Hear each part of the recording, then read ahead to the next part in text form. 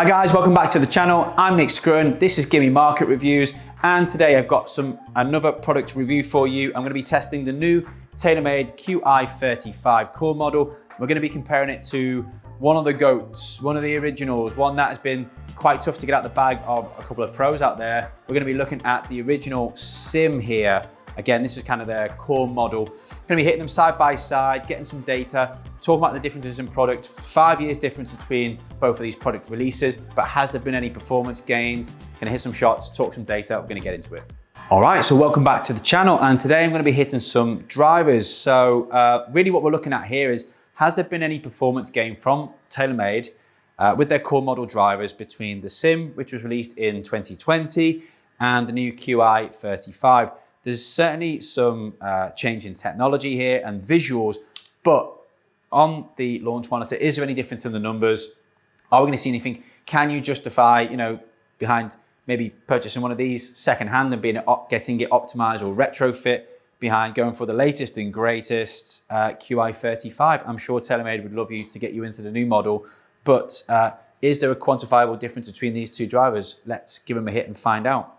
So starting off here with the SIM. So when this came out, obviously the world was going crazy. This was during COVID time. So to a certain extent, the product wasn't marketed in quite the same way, but I have to say it did build up a little bit of a cult following.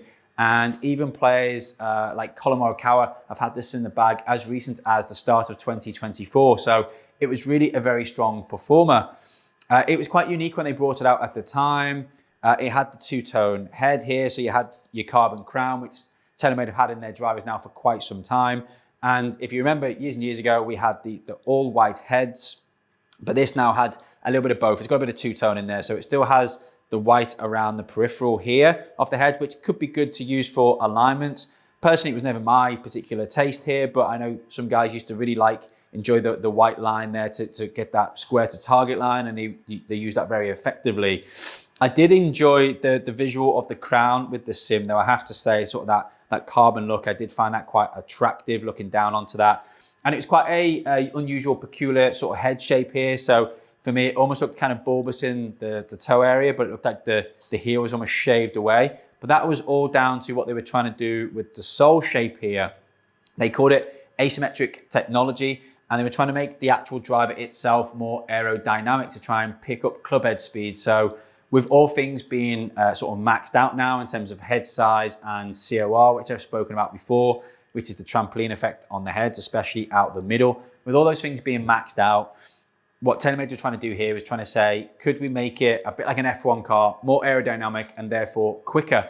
And if they could give you more club head speed, that will translate into more ball speed. So I could certainly see what they were trying to do here, and it looked quite unusual with this sort of fin is probably the best way to describe it. Almost a bit like what you would see on an F1 car to try and give better drag dynamics.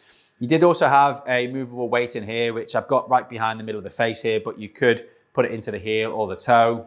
Again, I've already shared my sort of experiences and perspective on movable weights like that. They don't always cause a huge amount of effect on face orientation. Not anything that you can't override anyway in terms of closing or opening it up yourself through the golf swing.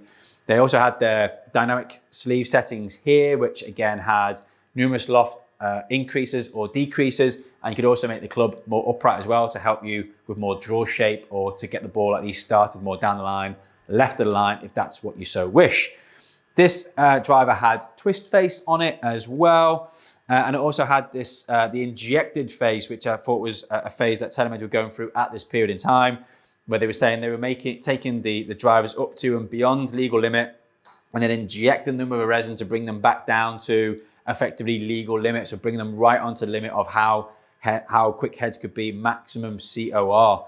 So that was quite interesting as a story for them.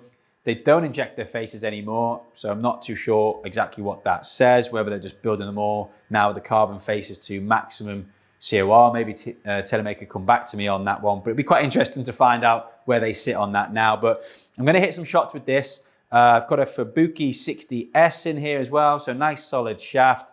It's built at 45 inches. I'm then going to swap this shaft into the QI35, so we've got a bit more of an equal test there as well.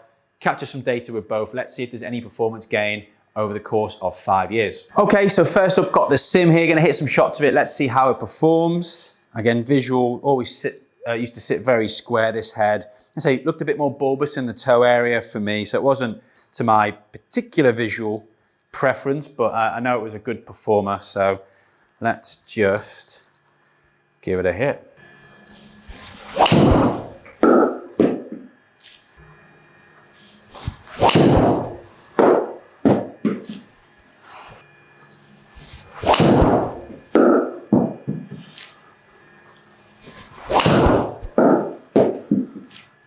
Okay, so here's some shots there with the SIM, and I have to say, just as I remembered it, really solid product there, great acoustics from it, sits nice and square down by the golf ball. For me, definitely on the lower side of spin as a head, which is what I found when it originally came out and I was fitting it in 2020. But overall, a really solid product. Can totally see why some of the guys still have it in play.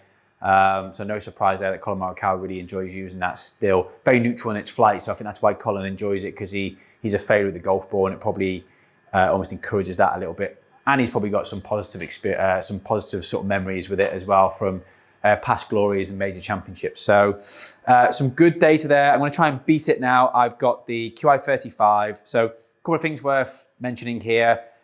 They've gone for their Infinity Crown here. So carbon fiber still in terms of here, but they have now integrated a carbon fiber face. This is the 5th generation of it. So there's been a few generations of that already. Twist face still in there. They're not injecting the face anymore, so I'm assuming this is at maximum CT rating. They do have something that they've spoken about this year is going to be the speed pocket, which they've used in previous models. They've also used it in their fairway woods in terms of the way back to the RBZs, and that always gave that that little channel there to get some additional sort of compression is effectively what they're talking about, and additional ball speed from behind impact zones.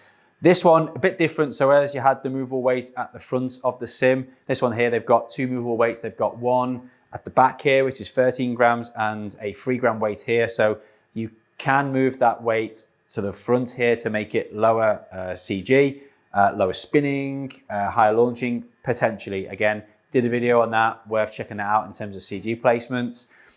For the purpose of the video, I've got the weight at the back here, and I've just swapped shafts over. So again, I've got the Fubuki 60S Flex. So I'm keeping the fit, I'm keeping the sort of overall spec as tight as I possibly can. So let's hit some shots. Down by the golf ball, definitely prefer the look of this head. Rounder, more bulbous. Don't see the contrast in the face and crown quite so much as you did in the SIM. That's definitely one thing. That white line, that white halo that goes around the edge of the SIM frames the ball really nicely. This just has a very square edge. They do have a bit of detailing here on the face to try and help you with squaring the face up. But I just prefer the actual visual of this head, definitely. But let's see if there's anything in the performance, right?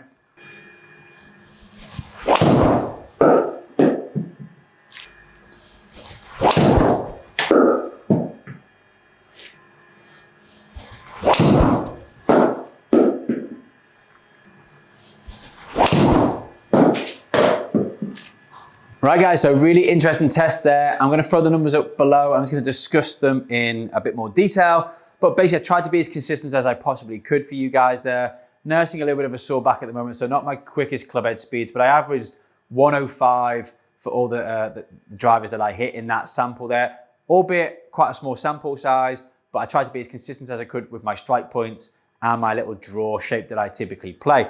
So overall, what was the main differences there? Well, in the end, it ended up being around 6 yards in terms of carry, 6 to 7 yards in terms of carry, and around 6 yards in terms of total yardage was the difference. By the way, of unanimous decision, QI35. And mainly that came from, because as you'll see from below, the launch and the spin are almost identical, a fraction more spin out of the QI35. Now again, that could have been a little bit of strike location, to be completely honest with you. Typically, if you catch the ball a little bit out of the toe section of the head, you might drop the spin down marginally. But I did find when I originally tested and fitted with the TaylorMade SIM that it was definitely on the lower side of the spin profile as I would describe. The QI35 much more neutral in that regard. And I guess kudos to what TaylorMade have discussed here. they've tried to make this head much more neutral in terms of performance across the face for launch, spin, and ball speed. And I think that showed in the test. So overall, the difference between the drivers was about 5 miles an hour in terms of, it was 3 miles an hour in terms of ball speed, but on my best shots, it was about 5 miles an hour between the best hit with the QI35 and the best hit with the SIM as well.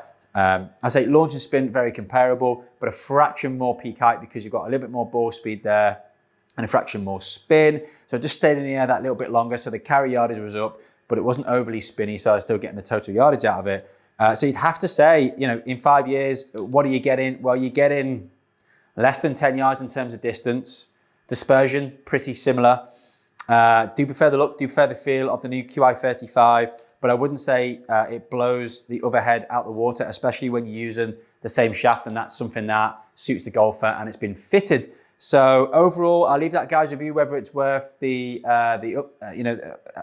the upcharge in terms of the price of it. Do love the head, looks great, feels great. The SIM obviously will go down in history as one of the best drivers that TaylorMade ever released. But yeah, let me know, comments below. Have you played the SIM? Are you thinking about upgrading to the QI35? Have you already done that? What have you guys found already? Is there anything else, any of the other driver models within TaylorMade you'd like me to test? Obviously they've got the LS model now and they've also got the Max model as well. Have to say QI35, really solid performer so far from the testing I've done in 2025, but is there enough to warrant 550, 560 pounds for you guys? Let me know, comments below. Any other videos you'd like me to shoot as well, please let me know below.